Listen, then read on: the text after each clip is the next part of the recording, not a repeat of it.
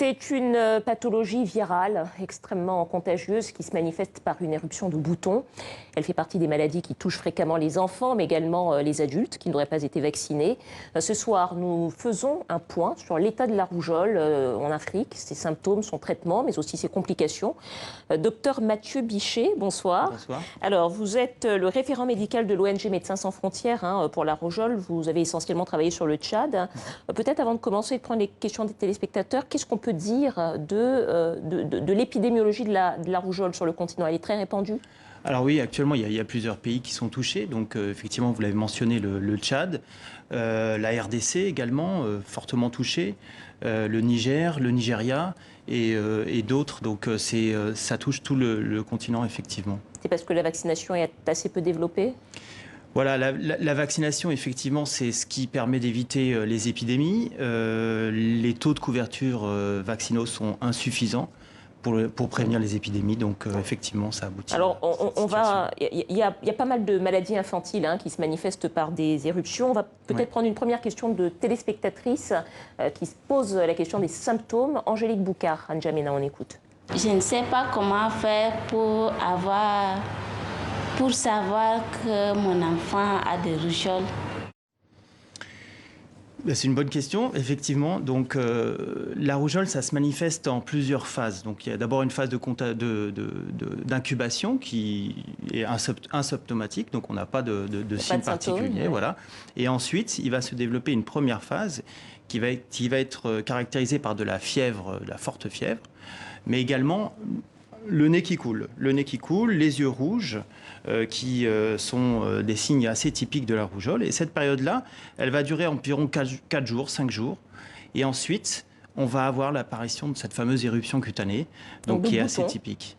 Voilà, des boutons qui vont... Alors, c'est une éruption qui est caractéristique. Souvent, les soignants reconnaissent facilement, mais aussi dans les familles quand il y a eu des cas. Donc, c'est des éruptions qu'on appelle maculopapuleuses et qui vont débuter dans le haut du corps et qui vont descendre petit à petit jusqu'au pied. Jusqu'au pied, donc des boutons sur tout le corps. Peut-être une question sur l'utilité de la vaccination que se posent beaucoup de téléspectateurs. On écoute.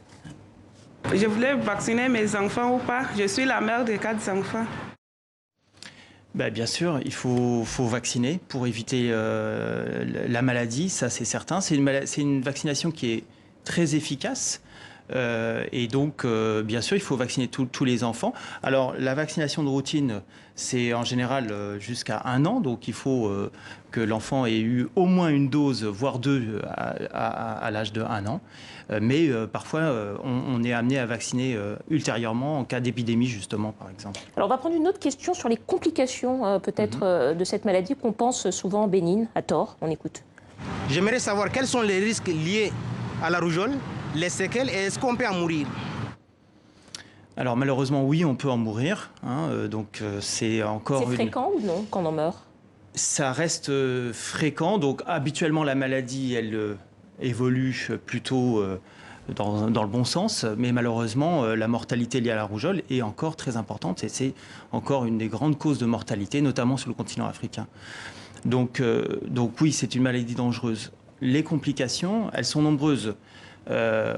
Essentiellement, on va avoir des complications respiratoires. C'est un virus qui va toucher le revêtement des poumons à l'intérieur, les muqueuses, donc qui les fragilise. Et donc, on va avoir des pneumonies, des infections respiratoires qui peuvent être graves. Mais on peut avoir aussi des complications digestives, des diarrhées. Et il y a aussi d'autres complications, telles que des complications oculaires ou neurologiques. On parle souvent de cette maladie, alors on dit que c'est une maladie infantile, mais on peut effectivement l'attraper adulte si on n'a pas été vacciné. Est-ce que ces complications peuvent être plus graves, d'ailleurs, pour les adultes que pour les enfants? Pour certaines complications, c'est le cas. On parlait des infections respiratoires, par exemple. Si une personne n'est pas immunisée, donc n'a pas été vaccinée, justement, les pneumopathies, les infections respiratoires peuvent être plus graves à l'âge adulte, effectivement. Néanmoins, c'est essentiellement les enfants de moins de 5 ans qui vont être touchés quand même par cette maladie, puisqu'ils ne sont pas immunisés. Ils sont aussi fragilisés par d'autres maladies associées. On va prendre une dernière question. Quand on a la rougeole, qu'est-ce qu'on peut faire? On écoute la question.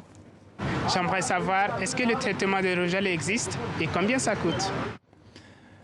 Alors, malheureusement, il n'y a pas de traitement directement contre ce virus. Par contre, on peut proposer des traitements contre les complications ou pour prévenir les complications. Donc, par rapport au prix, c'est une bonne question. Donc, nous, à Médecins sans frontières, on prône justement pour la gratuité des soins, notamment en cas d'épidémie, parce que c'est important que les personnes puissent avoir accès au traitement. Et donc, dans les médicaments qu'on délivre, il y en a plusieurs. On va donner de la vitamine A, par exemple. Ça permet d'éviter les complications oculaires, on en a parlé. Ouais. Mais aussi de diminuer la gravité de la maladie en général. On va donner surtout des conseils aux parents, leur expliquer comment reconnaître les complications et comment consulter ultérieurement si ces complications apparaissent. En tout cas, on retient que, comme pour tous les virus, finalement, il faut laisser passer. On peut traiter un petit peu les symptômes, traiter la fièvre, essayer d'éviter les complications, mais comme pour la plupart des virus, ça finit par passer tout seul, c'est ça ?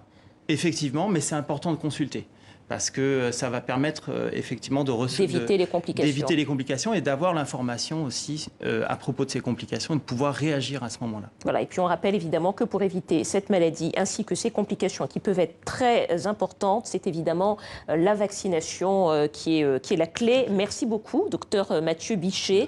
Je rappelle que vous êtes le référent médical de l'ONG Médecins sans frontières pour la rougeole au Tchad. Merci d'avoir répondu à nos questions.